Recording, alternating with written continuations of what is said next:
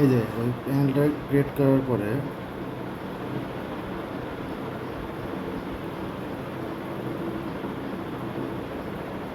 এই যে আমি লগ ইন করলাম, যে প্যানেলটা ক্রিয়েট করলো অ্যাডমিন থেকে, দেন এখানে ক্রিয়েট করলাম।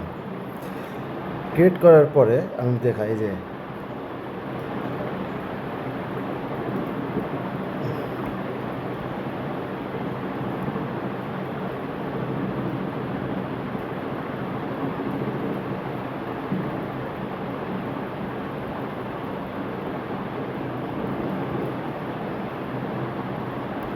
ইউজার এখানে টিপ দিবে।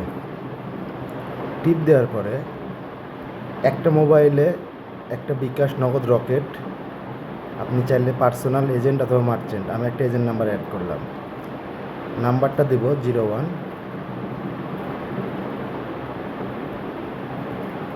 এটা দিলাম। ওটিপি সেন্ড করবে। যদি ওটিপি না আসে, ওটিপি যদি আমাদের এখনও সিস্টেম কাজ করতেছে না, সেহেতু আপনি 1 2 3 4 এবার বর্তমান চালানোর জন্য দেন ভেরিফাই করবে।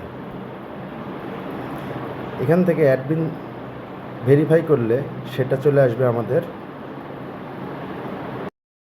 ইউজারের যে নাম্বারটা যখন অ্যাপ্রুভ করবে তখন এখানে শো করবে, আদারওয়াইজ শো করবে না।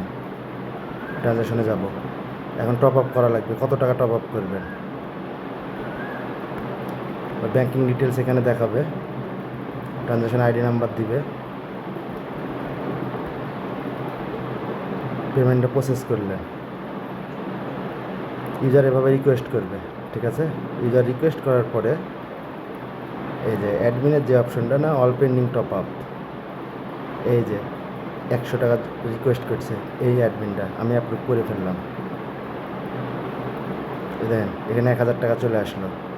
এখন এই যে এটার পোস্টের কাজটা কি, একটা মোবাইলে যখন অ্যাপটা ইনস্টল দিল তখন তো সে নাম্বারগুলো সেট করবে এরকম বিকাশ, নগদ। তাহলে এখানে পোস্টের কাজটা হচ্ছে এই নাম্বার, মানে বিকাশ এজেন্ট, নগদ এজেন্ট, রকেট এজেন্ট, মানে এজেন্ট ইউজ করলে 1 নাম্বার ইউজ করবেন। আমি 500 টাকা লিমিট দিলাম হচ্ছে এজেন্টের।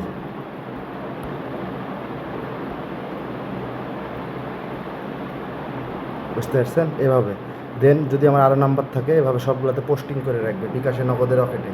যতটুকু সে পোস্ট করবে ততটুকু ইউজার আইডিতে যে ডিপোজিট হবে, আইদার ডিপোজিট হবে না। এখানে ডিপোজিট লিস্ট দেখবেন, এখানে উইথড্র লিস্ট দেখবেন, এটা শেষ, ঝামেলা ক্লিয়ার।